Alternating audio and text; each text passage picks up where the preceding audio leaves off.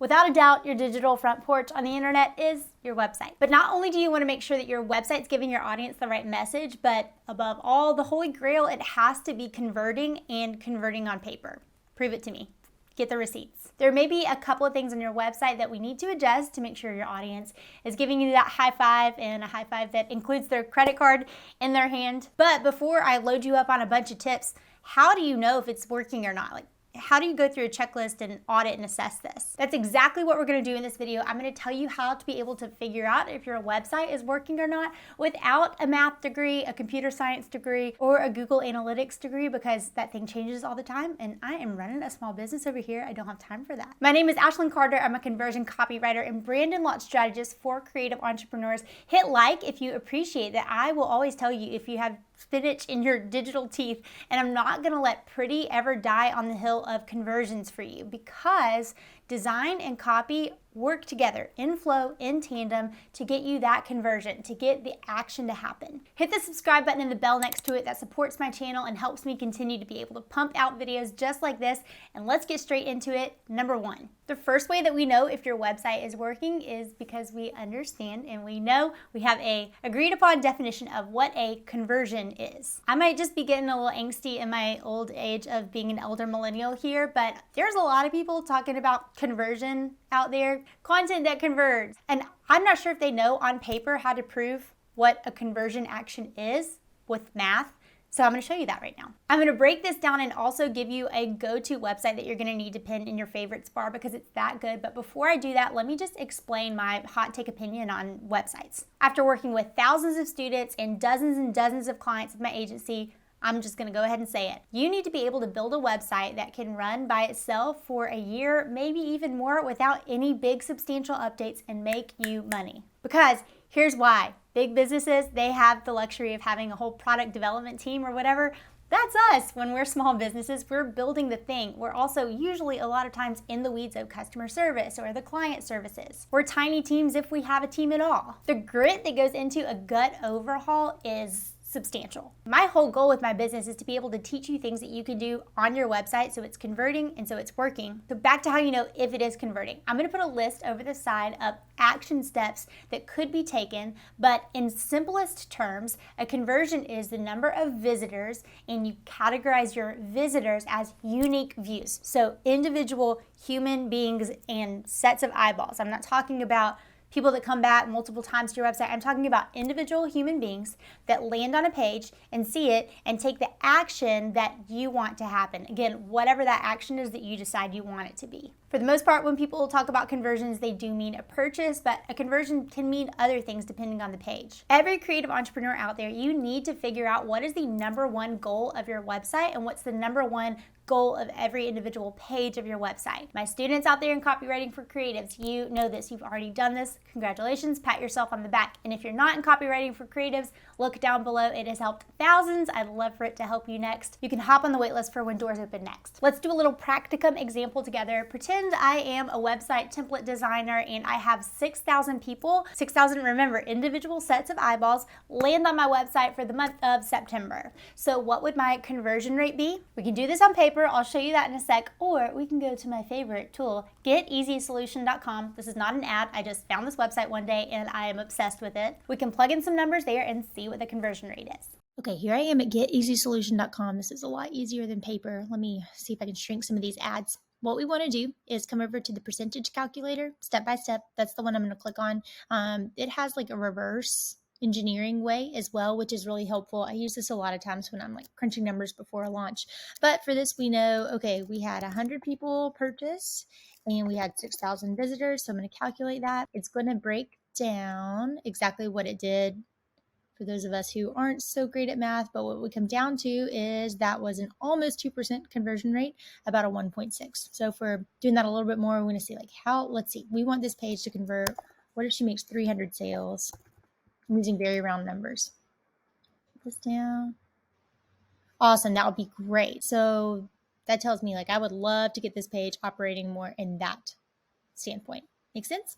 I'm going to flash that equation again of what a conversion is so you can screenshot this and you could be able to capture a conversion rate on your own website. As I do that and we move into the next way to know if your website is converting without a math degree, comment down below. Is this helping? Is this starting to demystify things? While you're doing that, one more pro tip. I mentioned in a recent video that good copy, no matter how great it is, it can't save a bad offer or one that nobody wants. Likewise, it can't save a conversion rate of a product that no one wants. There's an anecdote. There is a famed copywriter named Gary Halbert. He asked his students one time who would win in a battle if we were having a hamburger selling contest. He said, you get any advantage in the game you want. What do you pick? Answers varied, and then he said, fine, I just want the starving crowd. That's the advantage I want. Ding, ding, ding, because the starving crowd obviously would want the hamburgers. They need it. Silly example, what I'm trying to say here, if people don't want your offer, your product, your service, your artistry, whatever it is that you've made, conversions are not our problem.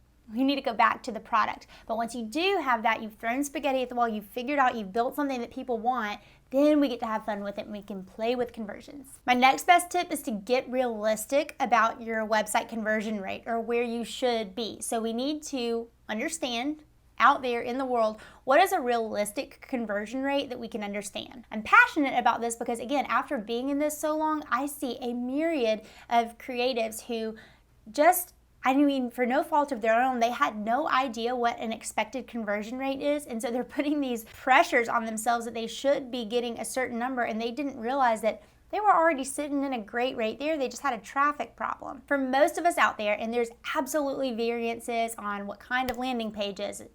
Is it an opt-in page or a coupon page? Is it a shop product page? Is it a single product page? Is it a long form sales page? There's all those out there, right? A services page. But for most of us, the vein is going to be somewhere between 2, maybe 1, but 2 and 10%, I would say. So what we want is about 2 to 5% of all the unique views, all the unique sets of eyeballs landing on your website. We want those to be converting. I said 10 earlier. That's very high. You have to understand that's very high. For the most of us, we're going to hit in that 2 to 5%. When I get a sales page performing at 7, 8%, when it's got 4,000 eyeballs hitting it in a week, I am so proud of myself. So that's my tip here. Get realistic on what the expectations for what your kind of page is. Is this a long-ish form to medium form page for your consulting services or your coaching services, your photography services? Figure out what that is. By the way, comment down below if you're not sure where you fall and I can give you possibly a benchmark. I'm so passionate about this tip because a lot of people don't realize that they just have a traffic problem, and that comes back to the 5 buckets of traffic. I've talked about them in a bunch of videos, but in essence, they are search and social, paid, ads, relationship, and then direct. So when you're just telling somebody, go to my website, your email is just sending them directly to your website, that's direct traffic. My next tip for how you know if it's working, I need you to understand that only about 20-ish% of your whole website copy is even read. Well, Ashlyn, why do you have a job as a copywriter? I'm glad you asked, because that means that the 20% that people are actually reading on your website, it has to freaking work. We don't have the option to have fluffy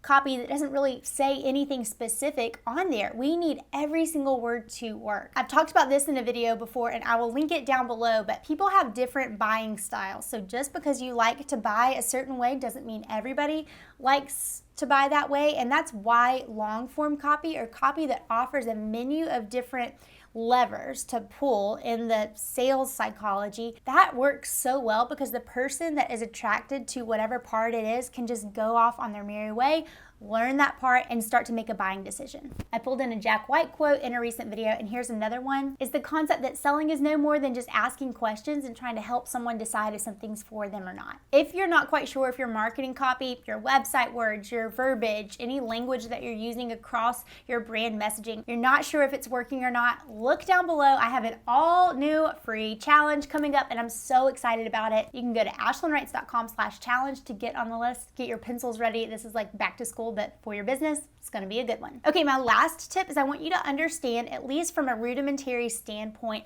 how Google Analytics works, and that I don't want you to feel uncomfortable in the tool. Now, I'm saying Google Analytics. If you use a tool like FG Funnels or ClickFunnels or Lead Pages, a tool where you can see in there it has built-in tracking and it's pulling for you the number of unique views that are landing on that page, well, that's great. Go you, because that's honestly so much easier to figure out. I love doing it that way. Another way you could go is to install a dashboard and have something built out in Data Studio. To me, those options were more advanced, again, at least for my business and customers and clients that I'm working with. One of the best things you can do in your small business as you're getting ramped up or starting to wrap your head around what this is before you really invest in it, be able to go in Google Analytics and pull a few key data sets. Let's flip the camera around. I'm gonna show you what I'm talking about. All right, I'm in my Google Analytics dashboard. I'm gonna preface this by saying there's a million people out there that know a gajillion more things about Google Analytics than me. But if you're on a tool like my people that love Show It, which I love, you need to understand stuff like this because you don't have a tracking mechanism like you would in like a Shopify or FG Funnels or ClickFunnels or something like that. Okay, so we're in the basic dashboard, right? What you want to do, again, this is just how I do it, is come over to behavior. I'm going to click on site content, all pages. Okay, so what I want to do specifically is capture the number of, remember, individual sets of eyeballs that landed on a certain page in a given time frame. So let's say, I mean, that's pretty good. What is that, like 14 days? Well, I can't do math. That's a week. Let's just do a week. Okay, so I want to see how many sets of eyeballs in 7 days landed on a page and about what the conversion rate would be. Two things on conversion rates. I like for at least 100 actions to take place, or the page to be up for at least a week before you start making decisions on it. Remember, the bigger the data set, the more valuable information you're going to have. So that's why you don't like leave something up and then 2 days later say it's not working. Well, it could be a million things. It could be something going on in the world. It could be that was a Saturday. So let a test run, or let your page be up before you start calling some shots on that kind of thing. Okay, so let's say if you are a creative small business, you have a website built on Show It, let's see, like, what is our services page performing at? So my /work-with-me page is my services page, where people decide to apply to work with us or not. I'm going to come over. Remember, I want these unique sets of eyeballs. So I have 314 different sets of eyeballs looking at this page in a week. And so what I would do is, and this is where you're going to have to get a little bit scrappy if you're using something like this. I'm going to show you goals in a minute. You could set up goals, but I want to know, maybe like in HoneyBook, if I got 3 applications, that I'm going to apply the math equation that I showed you earlier to find the rate of this, or however many applications, then that would tell me what this is converting at.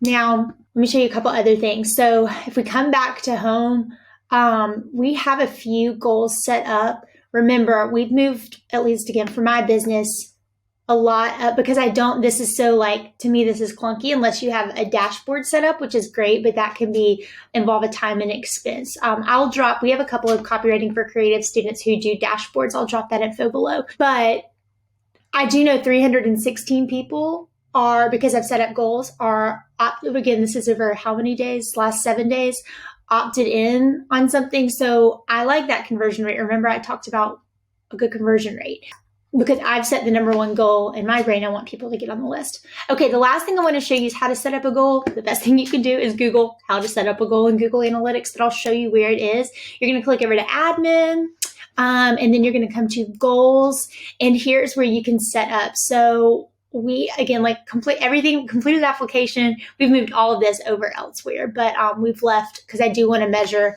how much the website is doing and for opt-ins. So I hope that gives you a little bit of information. And again, just knowing enough to be dangerous, because if you log in here, there's all this, there's so much information, but I really like to know the number of unique sets of eyeballs that hit a certain page or that hit the whole website in a given period. And if I know, what am I measuring conversion off of? Is it emails that come in? Is it people that apply to work with me? And then I want to see where that falls in. And then based on that, I can make a data-driven decision about what changes that I want to make. To track these numbers, you can do something super easy. I keep a spreadsheet in my business, and everybody on the team updates their little KPI section for our Monday meetings. I have that basic spreadsheet in the copy bar shop. You can look down below to see a link for that. This is kind of what it looks like. And if you are allergic to spreadsheets, then I have a PDF version as well in there. If this piqued your interest and you have a few more things on your website that you want to audit and assess, look down below. I have my free checklist, 44 questions your website must answer. It is a good one. Grab that as well. Whether you're selling a product or a service, you know your website has got to be one of your hardest working employees and salespeople. These tips are a good start, but you can kick it up a notch with this video I've got on your screen next with a few more copywriting tips. If this video helped you out, click like, click the subscribe button and the bell next to it to get notified when I've got the next one. And as always, thanks so much for watching.